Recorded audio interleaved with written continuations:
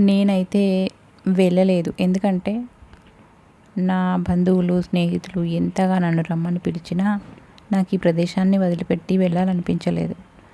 కానీ ఇప్పుడు అనిపిస్తుంది వెళ్ళినా బాగుండేదేమో. నాకు తోడుగా అందరూ ఉండేవాళ్ళు.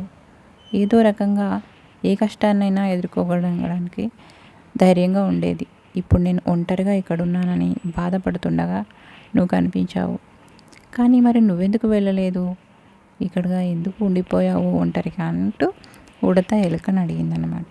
ఎలుక కూడా నేను వెళ్ళేదాన్నే, కానీ నా కాలికి గాయం అవడంతో నేను నా యొక్క కలుగులోనే ఉండిపోయాను. అందుకని నేను కూడా ఒంటరిదాన్ని అయిపోయాను.